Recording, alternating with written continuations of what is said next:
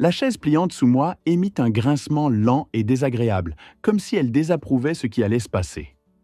L'odeur de café brûlé et bon marché flottait dans l'air de cette salle paroissiale, se mêlant au manteau de laine humide et à une faible odeur de produits d'entretien au citron. Une horloge murale tiquetait assez fort pour compter vos erreurs. J'entendais quelqu'un retenir son souffle. L'alliance de quelqu'un d'autre cliquetait contre le gobelet en polystyrène.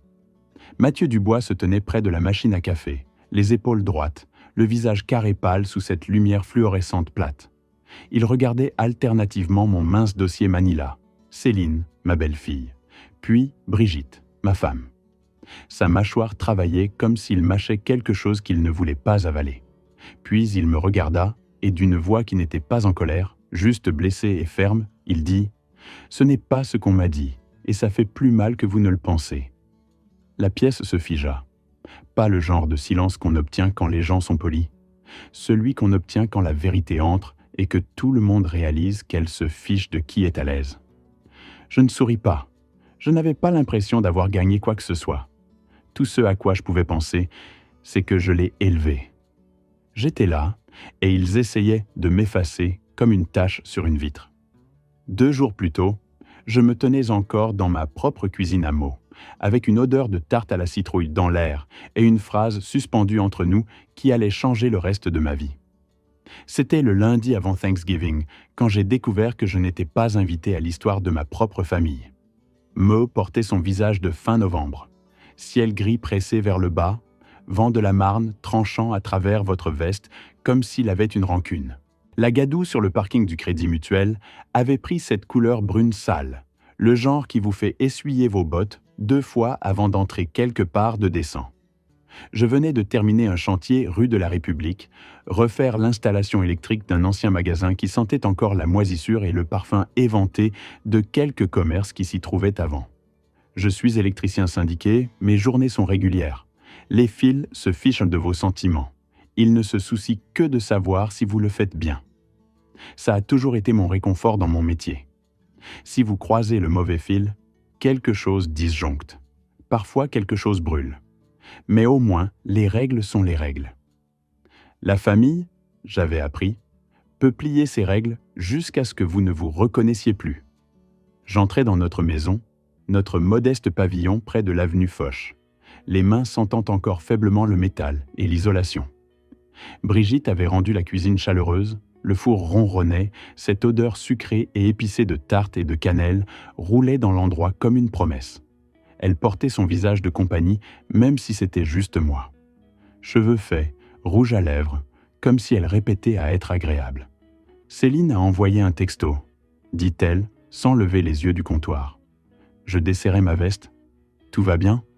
Elle et Mathieu passent mercredi, juste pour dire bonjour, avant de partir. « Partir où ?» Brigitte marqua une pause. C'était petit, juste une demi-seconde de pause. Mais j'ai câblé assez de vieilles maisons pour connaître la différence entre un ronronnement régulier et un scintillement dangereux. Pour rencontrer la famille de Mathieu, dit-elle, à Orléans. Je sciais. Orléans. Pas loin, mais assez loin pour faire une valise. Assez loin pour faire un plan. Et j'y vais aussi, demandai-je. Parce que c'est ce qu'on fait quand sa fille, belle-fille légalement, se fiance. On se présente, on serre des mains, on sourit.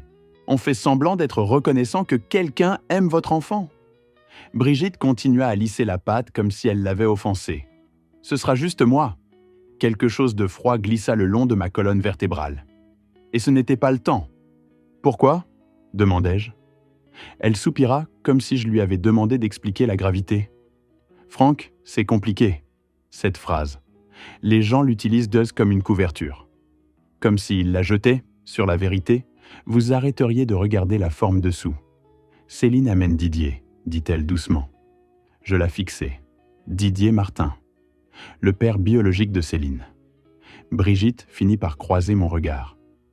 Les siens étaient fatigués, pas exactement coupables, juste résignés, comme si elle avait déjà décidé ce qui était plus facile. Céline veut son père là-bas, dit Brigitte. La famille de Mathieu est traditionnelle. J'ai presque ri, mais ça sortit mal. Traditionnel, répétai-je. Alors je suis quoi ? Un convenant ? Ne fais pas ça, Franck. Je levai une main. Ça fait 17 ans que je suis dans cette maison, Brigitte. J'ai payé la moitié des choses dedans. J'ai réparé chaque prise cassée et chaque ventilateur de salle de bain qui fuyait et chaque lumière de Porsche défaillante. J'ai conduit Céline à l'école quand ta voiture ne démarrait pas. J'ai signé pour sa première voiture fiable quand elle avait 19 ans, parce que Didier était introuvable. La bouche de Brigitte se crispa. Ne fais pas ça. Ne fais pas quoi? N'en fais pas une question d'argent. Je sentis mon visage devenir chaud. Ce n'est pas une question d'argent, c'est une question d'être là. Brigitte se retourna vers la tarte. C'est juste une rencontre, Franck. Une rencontre, dis-je lentement. La rencontre où les familles se regardent dans les yeux et décident qui appartient. Elle ne répondit pas. Le ventilateur du four se mit en marche. Quelque part dans le salon, la vieille horloge grand-père faisait tic-tac. Tic, tic, tic. Comme si le temps gardait le score. Cette nuit-là, je n'ai pas dit grand-chose. J'ai mangé le coq au vin que Brigitte a mis devant moi. J'ai rincé mon assiette. J'ai essuyé le comptoir par habitude comme je le faisais toujours. Je marque mes heures de travail dans mon petit calendrier de poche parce que c'est qui je suis. Régulier, prudent, le genre d'homme qui croit que la vie est principalement une série de petites responsabilités bien faites. Mais ma poitrine était serrée, pas comme une crise cardiaque, comme si quelque chose était comprimé jusqu'à un point. Le lendemain matin, la trahison apparut sur mon téléphone avant que mon café finisse de couler. J'étais debout dans la cuisine en chaussettes, regardant la cafetière cracher et gargouiller, quand une notification apparut. Facebook. Je n'y vis pas, mais je le garde parce que Céline y poste des photos. Parfois Brigitte aussi quand elle veut montrer au monde qu'on est heureux. C'était une photo de Céline. Elle l'avait postée tard la nuit précédente, probablement en pensant que je ne la verrais pas. Là ils étaient, Céline dans un manteau habillé, cheveux bouclés, souriant comme si elle avait gagné quelque chose. Brigitte à côté d'elle, main sur le bras de Céline, et Didier Martin se tenant de l'autre côté comme un père fier, comme s'il n'avait pas raté des anniversaires et des concerts d'un scolaire et un hiver laid quand Céline était tombée malade et qu'on s'était assis dans une salle d'attente d'urgence pendant 6 heures sous des lumières fluorescentes qui donnaient l'air mort à tout le monde. Derrière eux était un panneau de restaurant à Orléans, le genre avec des guirlandes lumineuses et un menu à la craie. Dans la légende, Céline avait écrit « Soirée famille », si reconnaissante d'avoir papa ici pour ça. Papa. Mon pouce planait au-dessus de l'écran. Un bourdonnement sourd dans mes oreilles. Pendant une seconde, j'étais de retour dans la marine, 19 ans, sur un pont froid. On apprenait à garder son expression ferme, à avaler ses mots. Mais j'avais 56 ans maintenant, et mon enfant appelait quelqu'un d'autre papa. Brigitte entra en robe de chambre, cheveux en désordre. Elle vit mon téléphone, mon expression. « Oh, Franck, dit-elle. Céline l'a posté, dis-je doucement. Elle est excitée. » Ses épaules se soulevèrent. Je tournai le téléphone vers elle. Elle lut la légende sans broncher, sans me défendre. Didier essaie. C'est important pour Céline. Et pour moi ? Demandai-je. Brigitte détourna le regard. Son silence n'était pas de la confusion. C'était de l'accord. La porte s'ouvrit. Céline entra en coup de vent, joues roses, sentant le parfum et l'air hivernal. « Salut, maman, Franck, pas papa, juste une étiquette. » Je levai mon téléphone. « Tu as rencontré la famille de Mathieu ? » ?»« Ouais. Et tu as amené Didier ?» Elle haussa les épaules. « C'est mon père. » Les mots touchèrent. Ses yeux devinrent perçants. « N'en fais pas tout un truc. La famille de Mathieu voulait une première impression classe. Et je ne suis pas classe ? Franck, tu n'es pas mon père. » La cafetière siffla. L'odeur de tarte flottait. J'avais froid. Brigitte ne dit rien. Je fixai Céline et sentis quelque chose en moi devenir lourd. « D'accord, » chuchotai-je. « J'ai compris. » Céline cligna des yeux, surprise. Brigitte fixait le comptoir. Je passai devant elle, pris ma veste. Mes mains fermes, mon estomac tordu. Derrière moi, Céline cria « On part demain, ne sois pas bizarre !» Je ne répondis pas. Quand une ligne est morte, on arrête de l'alimenter. Quelque chose en moi venait de mourir. Le lendemain matin, les coups à ma porte me dirent qu'ils n'en avaient pas fini. Des coups forts perçant, en colère. Le genre qui présume que vous devez quelque chose. Je me tenais pieds nus sur le linoléum froid, regardant l'horloge. Le radiateur claquait. Quelque part, une télé riait. Je savais qui c'était. J'ouvris quand même. Brigitte me bouscula, yeux flamboyants, manteau à moitié zippé. Céline suivit, téléphone en main. « Qu'est-ce qui ne va pas chez toi ?» dit Brigitte. Je reculais. L'appartement sentait le café et le citron. Un canapé d'occasion, une petite table. Mes bottes alignées près de la porte, habitude de la marine. Céline croisa les bras. « Tu n'as pas répondu à mes textos. »« Je les ai reçus, » dis-je. « Alors pourquoi tu n'as pas répondu ?» Brigitte intervint. « Tu as été étrange, Franck. Silencieux, froid. » Je la regardai. Je dis « D'accord, ce n'est pas une réponse. » Elle claqua. « C'est rien. Tu agis comme si on avait fait quelque chose de mal. » Céline eut un rire perçant. « Ouais, comme si on t'avait trahi ou quelque chose. » Voici une version condensée du texte. Le mot resta suspendu là. Trahi. Ma poitrine se serra. 17 ans de commentaires avalés prêts à surgir. Je pensais à la marine, fin des années 80. Garder sa mâchoire serrée, sa bouche fermée. Je pris une respiration. « Qu'est-ce que vous voulez ?» Brigitte leva les mains. « On veut comprendre pourquoi tu es comme ça. »« Comme si on t'avait effacé ?» dit Céline. Je croisai son regard. « C'est le cas. » Brigitte me fixa. « Franck, vous êtes allé rencontrer sa famille. Vous avez amené Didier. Vous m'avez dit de ne pas venir. » Céline ricana. « C'était juste une rencontre. Ces rencontres comptent ?» Brigitte secoua la tête. « Tu en fais plus que ça n'est. La famille de Mathieu est soucieuse de l'image. C'était plus facile comme ça, » dit Céline. « Plus facile pour qui ?» Elle hésita. « Pour tout le monde. Vous aviez besoin de mon nom, pas de moi. » Aucune des deux ne le nia. J'avais déménagé 3 semaines plus tôt. De l'espace, avait appelé ça Brigitte. Céline fit un geste autour. Cette ambiance n'aurait pas collé. Quelque chose claqua intérieurement. J'ai travaillé 30 ans. J'arrive à l'heure. Je t'ai élevé. Si ça ne colle pas, ce n'est pas mon problème. Brigitte durcit. Tu n'as pas le droit de lui faire du chantage affectif. J'énonce des faits. Les parents de Mathieu n'ont même pas demandé après toi, dit Céline. Ils n'ont pas demandé. Non, parce qu'on leur a dit que tu n'étais pas vraiment impliqué. Dit par qui? Elle détourna le regard. Tu leur as dit, dis-je à Brigitte. J'ai simplifié. Je ris, perçant. Tu m'as effacé. Je protégeais Céline. De quoi? Céline attrapa son sac. Tu agis comme un martyr. J'ouvris la porte. J'en ai fini. Brigitte me fixa. Tu pars juste? Oui. Elles passèrent. La porte claqua. Le silence après était fort. Je restai là, fixant la porte. Puis je sortis. Le vent me transperça. Mo, en novembre, ne se soucie pas de vous. Je conduisis sans réfléchir jusqu'au club des anciens combattants. À l'intérieur, il faisait chaud. Vieille chaleur, vieilles odeurs. Michel me repéra et fit glisser une tasse. Café noir. « Ça va, Franck ?» demanda-t-il. J'enroulai mes mains autour de la tasse, sentant la chaleur s'infiltrer dans mes doigts.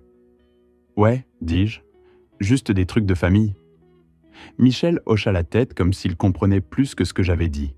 Il n'insista pas.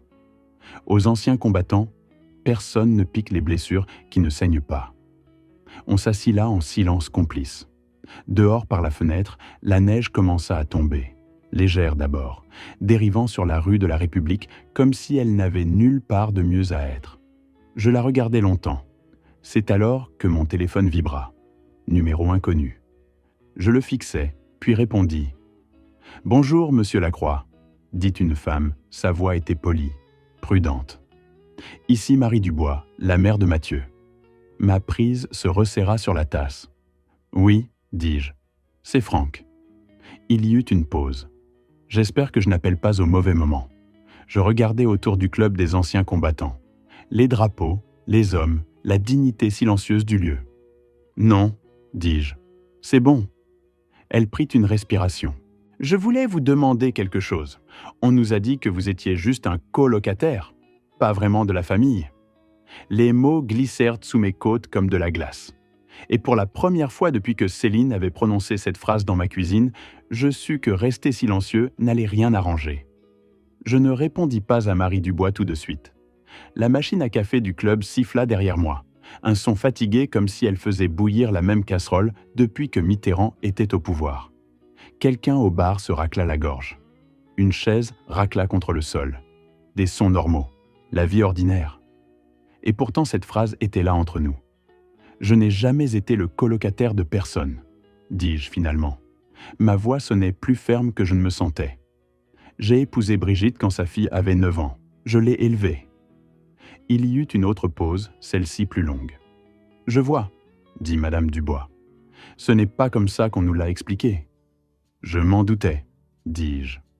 Elle se racla la gorge. « Mathieu valorise l'honnêteté. Nous aussi.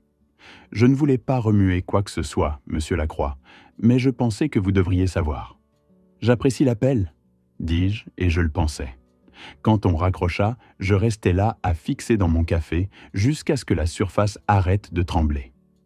Michel se pencha dans sa chaise. « Tout va bien ?»« Ça dépend de comment vous définissez « tout va bien », dis-je. Il hocha une fois. « Équitable. » Je restai encore une demi-heure, regardant la neige s'épaissir dehors par les fenêtres, puis rentrai lentement et prudemment. Les routes étaient déjà glissantes, le genre qui punit l'impatience. De retour à l'appartement, je suspendis ma veste au crochet près de la porte et alignai mes bottes. Je n'allumai pas la télé. Je ne voulais pas de bruit. Je voulais réfléchir. Je sortis mon petit calendrier de poche de ma veste, celui que je portais depuis des années. Vieille habitude. Écrire les choses, date, paiement, heure, preuve que vous vous êtes montré. Je m'assis à la table et ouvris le tiroir où je gardais les trucs ennuyeux. Dossiers d'impôts, vieilles enveloppes, reçus attachés avec des élastiques. La vie réduite au papier. Je ne cherchais pas un levier. Je cherchais la vérité. La première chose que je trouvai fut la paperasserie de la voiture. Céline avait 19 ans, sur un terrain de voiture d'occasion, à Lagny-sur-Marne. Son crédit était mince. Didier n'avait pas rappelé. « Tu peux m'aider » avait-elle demandé. J'avais signé sans hésitation. Elle m'avait serré après, rapide et maladroit. Ensuite, une facture d'hôpital. Brigitte avait pleuré à la cuisine, calculatrice sortie. J'avais fait le chèque. Sous ça, un programme de remise de diplôme. Mon nom griffonné au dos. Gradin gauche. N'oublie pas l'appareil photo. Je déglutis. Puis, un avis du Crédit Mutuel. Un retard de paiement. Céline avait dit que c'était une erreur. J'avais payé silencieusement. À l'époque, je me disais que c'était la paternité. Réparer sans faire de bruit. Maintenant, je réalisais quelque chose de pire qu'être exclu du futur. Il réécrivait le passé. Je fixais le plafond. Dans mon métier, si vous étiquetez mal un fil, quelqu'un se blesse. Je rassemblai 3 choses dans un dossier Manila. Le dossier semblait léger, plus léger que le poids dans ma poitrine. Mon téléphone vibra. « Brigitte, il faut qu'on parle. » Je ne répondis pas. Un autre texto arriva. Adresse inconnue. « Monsieur Lacroix, nous tenons une réunion de famille à notre église ce dimanche avant les plans de mariage. Nous aimerions que vous soyez là. Marie Dubois. » Je le lus 2 fois. Dimanche, lieu public, témoin. Je fermai le dossier et le posai près de la porte. J'en avais fini d'être parlé par-dessus. Je relus l'email dimanche matin. L'appartement était silencieux. Juste le bourdonnement du réfrigérateur et le tic-tac de l'horloge, gardant le temps, que vous soyez prêt ou non. Je me tenais à la petite table de cuisine avec une tasse de café qui refroidissait dans mes mains. Dehors, par la fenêtre, Mo avait l'air délayé et fatigué. Une mince croûte de neige s'accrochait au bord du parking, grise de saleté comme l'hiver s'installe et refuse d'être jolie. Une réunion de famille. J'avais passé la majeure partie de la semaine à me dire que je m'en fichais, que j'avais déjà dit ma paix quand j'avais chuchoté d'accord dans ma cuisine et que j'étais parti. Mais la vérité était que je m'en souciais assez pour le sentir dans mes épaules quand je me réveillais, serré et douloureux, comme si je m'étais préparé à un coup dans mon sommeil. Je me douchais, me rasais et mis ma bonne veste, celle sans tache de peinture sur les manches. Habitude encore. Vous montrez du respect quand vous entrez dans l'espace de quelqu'un d'autre, même s'ils ne vous en ont pas montré d'abord. Le dossier était posé sur la table, mince et simple. Pas d'étiquette, pas de drame, moitié paperasserie, moitié souvenir. Je le glissais sous mon bras et m'arrêtais près de la porte. Pendant un moment, je considérais ne pas y aller. Ça aurait été plus facile de rester à la maison, m'asseoir dans le silence, les laisser finir de planifier leur vie sans moi. J'avais fait ma part. C'est ce que je me disais. Mais il y avait quelque chose à propos d'être appelé juste un colocataire qui collait comme une bardane sous la peau. Un mensonge répété assez souvent commence à ressembler à la vérité pour tout le monde, sauf la personne dont il s'agit. Je verrouillai la porte et sortis. L'église était à 10 minutes, un bâtiment de briques modestes coincé entre un cabinet dentaire et une rangée de petites maisons avec des arbres nus devant. Le parking était à moitié plein. Monospace, berline, voiture sensée pour des gens sensés. Je m'assis dans mon camion pendant une minute complète avant de sortir, main reposant sur le volant. Ma respiration embua le pare-brise. Dans la marine, avant les inspections, vous restiez là et vérifiiez votre uniforme une dernière fois. Pas parce que vous aviez peur d'avoir des problèmes, mais parce que l'ordre comptait. Ça disait quelque chose sur qui vous étiez. Je redressai ma veste, pris le dossier et entrai. La salle paroissiale sentait le café et le produit d'entretien au citron. Exactement comme je me souvenais d'une centaine de repas paroissiaux au fil des ans. Des chaises pliantes étaient disposées en rangées inégales. Une longue table au fond tenait des gobelets en papier, des sachets de sucre et une machine à café qui gargouillait et sifflait comme si elle était vivante. Les gens étaient déjà là. Mathieu se tenait près de la fenêtre parlant doucement avec ses parents. Il avait l'air nerveux comme les hommes le font quand ils savent que quelque chose d'important arrive, mais ne savent pas de quel côté ça va tourner. Céline était assise quelques chaises plus loin d'eux, faisant défiler son téléphone. Brigitte était à côté d'elle, main serrée dans son giron, yeux dardant autour de la pièce comme si elle suivait les sorties. Et Didier était là aussi. Il était assis plus près du devant que quiconque, jambes croisées, bras drapés sur le dossier d'une chaise, comme s'il appartenait là. Il portait un blazer qui ne lui allait pas tout à fait et un sourire qui disait qu'on l'avait déjà accueilli. Je sentis cette torsion familière dans mon ventre, perçante et importune. Personne ne me remarqua d'abord. Je pris un siège près de l'allée, ni devant ni derrière, terrain neutre.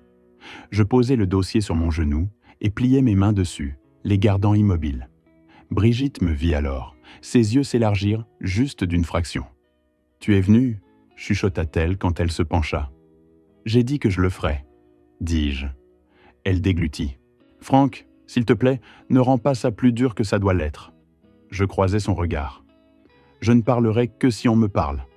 C'était le marché que j'avais passé avec moi-même. Pas de discours, pas d'accusation, juste la vérité si on la demandait. Les Dubois attirèrent l'attention de tout le monde, quelques minutes plus tard.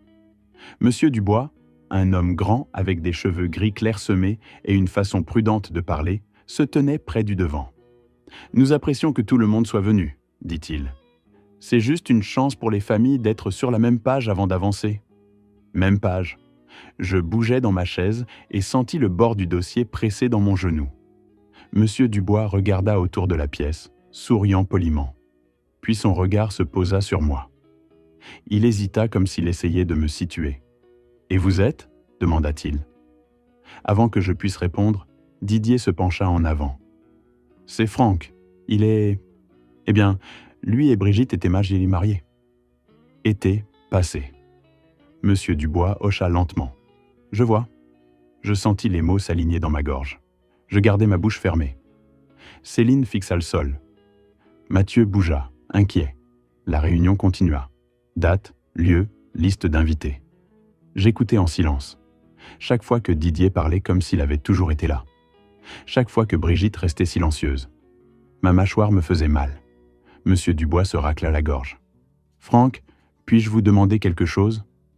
Je levai les yeux. « Oui. » La pièce se pencha. « Combien de temps avez-vous fait partie de la vie de Céline ?» La salle devint silencieuse. Je pensais à la première fois qu'elle m'appela Franck, à lui apprendre à changer un pneu, aux nuits où j'attendais qu'elle rentre. 17 ans. J'ai épousé Brigitte quand Céline avait 9 ans. Didier bougea. Eh bien, techniquement, je levai une main. Je ne suis pas ici pour discuter de technicité. Vous avez demandé, c'est la réponse. Monsieur Dubois hocha lentement. Et pendant ce temps, je sentis le dossier sous ma main. J'étais là, de manière constante. Didier laissa échapper un rire. « Allez, tu fais comme si… » Monsieur Dubois leva un doigt. « Laissez-le finir. » J'ouvris le dossier. Je pris un document. Ceci est un co-signe pour la première voiture de Céline.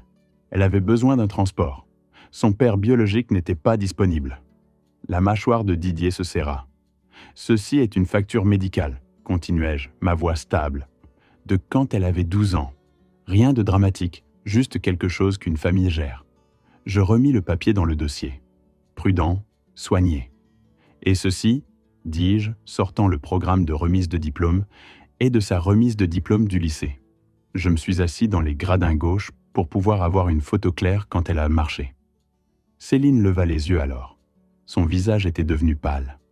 Je croisai son regard pendant juste une seconde, pas accusateur, pas en colère, juste honnête. Je n'ai pas gardé ceci pour prouver quoi que ce soit, dis-je. Je les ai gardés parce que c'était ma vie. Le silence s'épaissit. La mère de Mathieu pressa ses lèvres ensemble. Mathieu fixa le sol, puis Céline. « C'est vrai ?» demanda-t-il doucement. Céline ouvrit la bouche, la ferma, ses doigts serrés autour de son téléphone. Didier se pencha en avant. « Écoute, c'est exagéré. Je suis son père. » Mathieu se tourna vers lui. « Alors pourquoi rien de tout ça n'a été mentionné ?» Didier haussa les épaules. « Ça ne semblait pas pertinent. » C'est alors que Brigitte parla pour la première fois depuis un moment. « Je ne pensais pas que ça comptait, » dit-elle doucement. « On voulait juste que les choses soient fluides. » Monsieur Dubois exhala par le nez. Fluide n'est pas la même chose qu'honnête. Personne ne contesta. Mathieu se leva, passant une main dans ses cheveux. Sa voix était calme, mais il y avait quelque chose de brisé dedans. « Ce n'est pas ce qu'on m'a dit, » dit-il, regardant Céline maintenant. « Et ça fait plus mal que vous ne le pensez. » Les mots restèrent là, lourds et finaux. Personne ne bougea. Je ne me sentais pas victorieux. Je ne me sentais pas soulagé. Je me sentais fatigué. Le genre de fatigue qui s'installe après avoir porté quelque chose trop longtemps et l'avoir finalement posé. Mathieu recula vers la porte. « J'ai besoin d'air, » dit-il. Ses parents ne l'arrêtèrent pas. Quand la porte se ferma derrière lui, la pièce sembla plus petite. Didier fixa droit devant. Les épaules de Brigitte s'affaissèrent. Les yeux de Céline brillaient de quelque chose qui pouvait être du regret ou juste de la peur. Je fermai le dossier et le reposai sur mon genou. « Je ne suis pas venu ici pour ruiner quoi que ce soit, » dis-je doucement. « Je suis venu parce qu'on m'a posé une question. » Personne ne me contredit. L'horloge au mur faisait tic-tac fort et régulier. Et pour la première fois depuis longtemps, la vérité n'avait nulle part où se cacher. Les retombées n'explosèrent pas d'un coup. Elles se répandirent comme le froid dans une maison mal isolée. Elles se glissèrent dans chaque coin au cours des jours suivants. Lundi matin, les coups de téléphone commencèrent. Silencieux, prudents, des gens de l'église demandant comment je tenais le coup. Une des amies de Brigitte laissa un message qui commençait par « Je ne veux pas prendre parti, mais… » et finissait par le silence. Voici la version condensée de moitié. Brigitte ne rentra pas cette nuit-là. J'étais assis à la table, calendrier ouvert, stylo entre mes doigts. Quand elle appela, il était près de minuit. Je reste chez ma sœur. J'ai besoin de temps. Je fixai le plafond. Du temps pourquoi ? Pour réfléchir. Tu as embarrassé Céline. Tu nous as tous embarrassés. J'ai répondu à une question dans une pièce où j'étais invité. Tu n'avais pas besoin de dire tout ça, claqua-t-elle. Ils ont demandé combien de temps j'avais fait partie de sa vie. Qu'est-ce que j'étais supposé faire ? Mentir mieux que vous ? Elle prit une respiration aiguë. Ce n'est pas juste. Prétendre que je n'existais pas ne l'était pas non plus. La ligne devint silencieuse. Puis Brigitte dit « Je savais que Didier lui parlait, depuis des mois. » Ma prise se resserra. « Tu savais ? Il lui remplissait la tête. Je ne pensais pas que ça irait si loin. Mais tu l'as laissé faire ? » « Je ne l'ai pas arrêté, » chuchota-t-elle. Quelque chose en moi bougea. De la clarté. « Brigitte, J'ai monté la garde dans la marine au milieu de la nuit parce que, quand c'est votre poste, vous ne partez pas. Tu as quitté le tien. » Elle commença à pleurer. « Je ne fais plus ça. Je ne prétends plus que je suis optionnel. » On raccrocha sans dire au revoir. 2 jours plus tard, je m'assis au Crédit Mutuel. Les lumières bourdonnaient. Dehors, la neige avait transformé le parking en gadoue grise. Je ne cherche pas à punir qui que ce soit. Je veux juste que les choses soient propres. La femme hocha. C'est la façon la plus intelligente. On passa en revue les comptes, les obligations. Je pris une décision qui me surprit. Je ne retirai pas le compte d'urgence que j'avais mis de côté pour Céline il y a des années. Je le signai entièrement. Pas de ficelle, pas de discours. Elle va en avoir besoin, dis-je simplement. Mais elle n'aura pas besoin que j'y sois lié. En sortant de ce bâtiment, le froid frappa fort. Le vent de la Marne coupait droit à travers ma veste, et pendant une seconde, je restai là, le laissant faire. Dans la marine, on apprend la différence entre le froid qui fait mal et le froid qui vous réveille. Cette nuit-là, seul dans mon appartement, le silence semblait plus lourd qu'avant. Le radiateur claquait. L'horloge faisait tic-tac. Je pensais aux longues nuits sur le navire quand tout le monde dormait. Et la seule chose qui vous tenait compagnie était l'eau sombre et vos propres pensées. Je ne me sentais jamais seul alors. C'était différent. Mon téléphone vibra sur la table. Un texto, numéro inconnu. « Franck, c'est Mathieu. Je suis désolé de vous contacter comme ça, mais je pense que vous méritez d'entendre quelque chose directement. » Je fixai le message un long moment avant de répondre. « Allez-y. » 3 points apparurent, disparurent, réapparurent. Je ne savais pas vraiment. Et une fois que j'ai su, je ne pouvais pas prétendre que ça n'avait pas d'importance. Je posai le téléphone face contre la table et fermai les yeux. Quoi qu'il arrive ensuite, je savais une chose avec certitude. Dire la vérité m'avait coûté mon mariage tel que je le connaissais. Mais pour la première fois depuis longtemps, je pouvais respirer. Je rencontrai Mathieu 2 semaines plus tard dans un café rue de la République. Le genre d'endroit qui ne s'était jamais donné la peine de rénover parce que le café était chaud et personne ne vous pressait de sortir. La neige bordait le trottoir dehors, en tas inégaux, grise sur les bords. À l'intérieur, ça sentait le lard, le pain grillé et le café brûlé, le bon genre d'ordinaire. J'étais déjà là quand il entra, assis dans un box près de la fenêtre, ma veste accrochée au crochet, mon calendrier de poche rangé là où il vivait toujours. Habitude. Preuve à moi-même que j'appartenais encore quelque part dans le temps. Mathieu me repéra et hésita comme s'il n'était pas sûr que j'aie changé d'avis. Puis il s'approcha. « Monsieur Lacroix, » dit-il. « Franck, » corrigeai-je doucement. « Asseyez-vous. » Il glissa dans le box en face de moi, main serrée devant lui. Il avait l'air fatigué, pas en colère, juste usé par la déception. « Je voulais dire ça face à face, » dit-il. « Je vous respecte plus que son père biologique. » Je ne répondis pas tout de suite. La serveuse passa, remplit mon café, donna un regard à Mathieu comme si elle pouvait dire que ce n'était pas un petit déjeuner décontracté. Quand elle partit, je dis « Le respect n'est pas quelque chose qu'on dit pour arranger les choses. C'est quelque chose avec quoi on vit. » Il hocha. « C'est pour ça que je suis ici. » Il me dit que sa famille avait mis le mariage en suspens. Pas annulé, pas reporté, juste arrêté. « On se soucie de l'honnêteté, » dit-il. « Si un mariage commence par un mensonge, il n'a pas beaucoup de chance. » Je regardais un chasse-neige ramper dehors, l'âme raclant, étincelle sautant quand il heurta le pavé inégal. « Céline a peur, » ajouta-t-il. « Elle ne sait pas comment réparer ce qu'elle a cassé. » Je remuai mon café lentement. « Certaines choses ne se réparent pas comme les gens le veulent. » Il déglutit. « Elle m'a demandé de vous dire, elle est désolée. » Ça atterrit plus doux que je m'y attendais. « Elle ne savait pas comment le dire elle-même, » continua-t-il. « Alors, elle a envoyé ça. » Il fit glisser son téléphone à travers la table. Un court message était sur l'écran. « Merci pour tout. Je ne savais pas comment tenir les 2 vérités à la fois. Je le fixais plus longtemps que nécessaire. Parfois, dis-je doucement, les gens pensent que choisir une histoire signifie en effacer une autre. Ce n'est pas comme ça que ça marche. » Mathieu hocha. « Je suis encore en train de comprendre.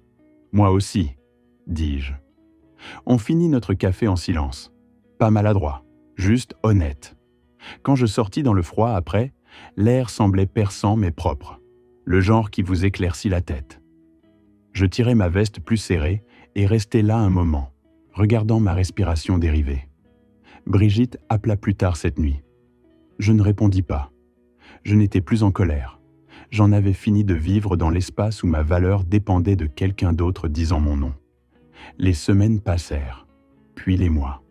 Je m'installai dans un rythme plus petit. Travail, café, soirée assez silencieuse pour m'entendre penser. Je réparais des choses autour de l'appartement qui n'avaient pas besoin d'être réparées juste pour me rappeler que je le pouvais encore. Un matin, assis dans ce même café, j'ouvris mon calendrier de poche et commençai à planifier à l'avance. Pas de grandes choses, juste des normales. Vidange d'huile, rendez-vous chez le médecin, un voyage de pêche que je remettais. La vie sans remarque et solide. Je pensais à toutes les nuits où je restais éveillé attendant que Céline rentre. Toutes les factures payées sans remerciement.